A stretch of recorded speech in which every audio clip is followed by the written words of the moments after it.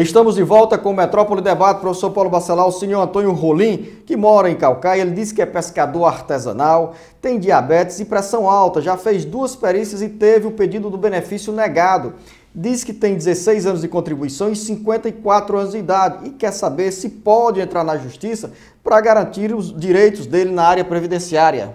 Com certeza, Luciano. Se ele precisa do benefício, se ele está incapaz para o trabalho e teve seu benefício indeferido, não sei por qual motivo, né? Pode ser pelo motivo da não comprovação da atividade de pescador ou então pelo motivo de não comprovação da incapacidade para o trabalho. Então pode ser pelos esses 2 motivos. Se ele se vê na necessidade de procurar a justiça, ele pode, com certeza, sem problema nenhum. José Eriomar Viana da Cunha, mora em Caucaia, diz que está há 10 anos na prefeitura como contratado prestando serviço e o INSS é descontado do salário todos os meses. Ele quer saber, professor Paulo Bacelar, ao se aposentar, pode contar com esse tempo que está na prefeitura e somar outros 22 anos de contribuição. Sim, com certeza. Esse tempo de prefeitura que ele trabalhou, havendo desconto previdenciário, ele é considerado do segurado da Previdência Social e será contado com o tempo que ele já tem.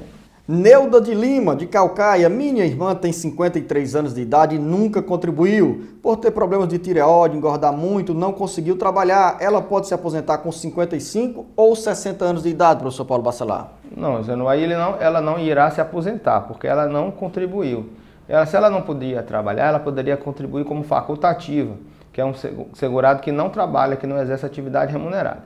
E se ela não contribuiu, ela não vai poder se aposentar nem aos 55, nem aos 60 anos, mas poderá ter um benefício previdenciário, ou um benefício assistencial, ou ao deficiente físico, que ela poderá dar entrada agora, caso ela ache que seja, ou então com amparo social ao idoso, aos 65 anos de idade.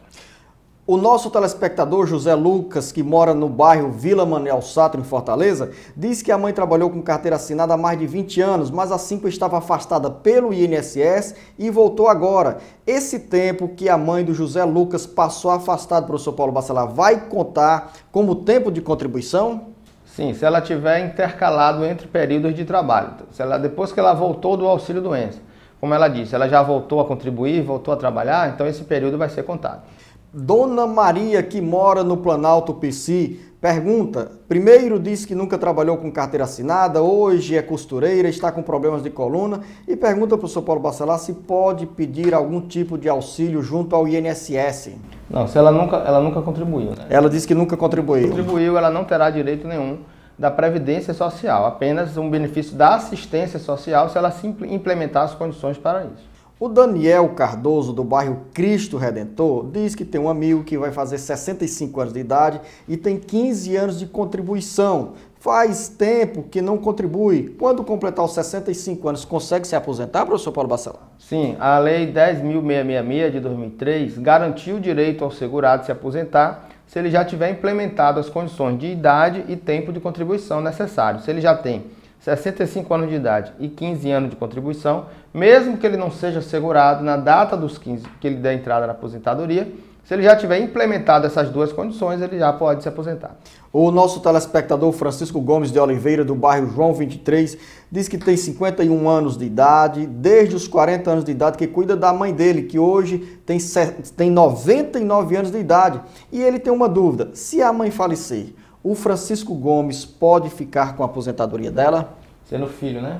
Filho dela. Com 51 anos de idade. Não, nesse caso não. Os filhos, somente os maiores inválidos, que eles sejam inválidos antes de completar 21 anos de idade, ele terá direito à pensão. Se forem filhos maiores de 21 anos de idade, mas não forem inválidos, aí não tem direito a nenhuma pensão. Dona Oderlane da Silva Lima, que mora na Vila Velha, em Fortaleza, professor Paulo Bacelar, diz que trabalha há mais de 25 anos de carteira assinada no período da noite e pergunta se por trabalhar no período da noite, o tempo de aposentadoria ou para aposentadoria é menor. Não, não é menor. Não existe nenhuma lei, né, nenhuma previsão legal de que quem trabalha à noite, quem recebe adicional noturno, por exemplo, tenha um benefício reduzido, um tempo menor de contribuição. O José Camilo da Silva, mora no Bom Jardim, pergunta sobre a restituição do FGTS de 1999. esse dinheiro será restituído, será pago, professor Paulo Bacelar? Olha, Luciano, essas ações do FGTS, elas estão sobrestadas pela Justiça porque está para ser julgado pelo Supremo Tribunal Federal se vai haver ou não direito a esse reajuste, né, do FGTS.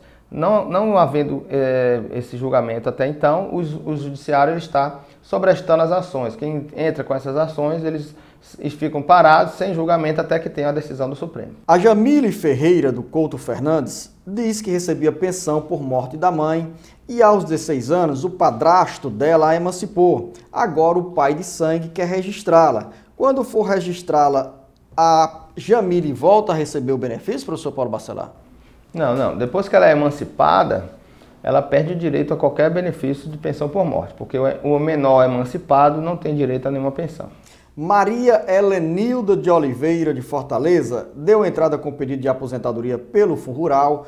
O pedido foi negado por 2 vezes por falta de inscrição no Seguro Safra. Por falta deste documento, ela não pode se aposentar?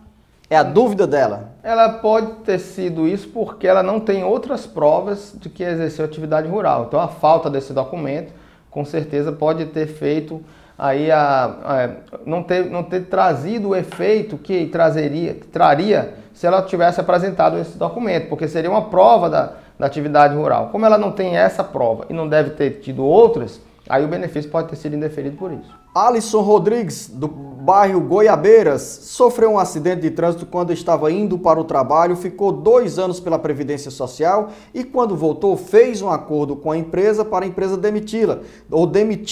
E ele pergunta, professor Paulo Bacelar, se a empresa poderia colocá-lo para fora. Não poderia. Ele tem estabilidade desde o momento que ele tem um benefício previdenciário, um benefício acidentário, um benefício de auxílio-doença acidentário.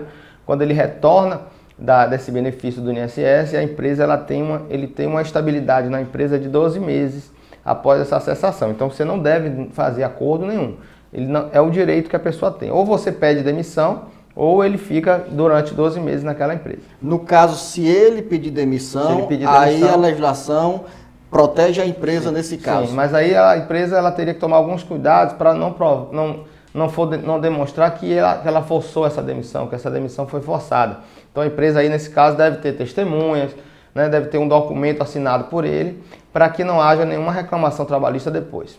Professor Paulo Bacelar, a dona Francisca Maria Barbosa de Souza, do bairro Vila Velha, diz que tem problemas de saúde, já deu entrada no INSS várias vezes, mas o pedido foi negado. E ela pergunta por que não consegue esse auxílio-doença.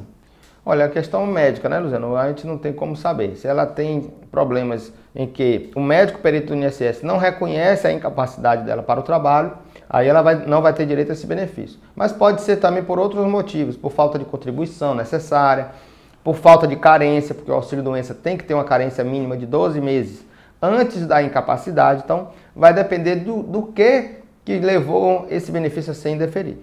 Professor Paulo Bacelar, dona Maria José de Jesus, da Granja Portugal, diz que sofre com problemas de saúde, tem tumor no colo do útero, deu entrada no INSS e o pedido do benefício foi negado. Disseram para ela, em Fortaleza, que tinha dado tudo certo, mas a informação que veio de Brasília é que ela não tinha direito a esse benefício. Como a dona Maria José de Jesus pode conseguir o benefício do INSS?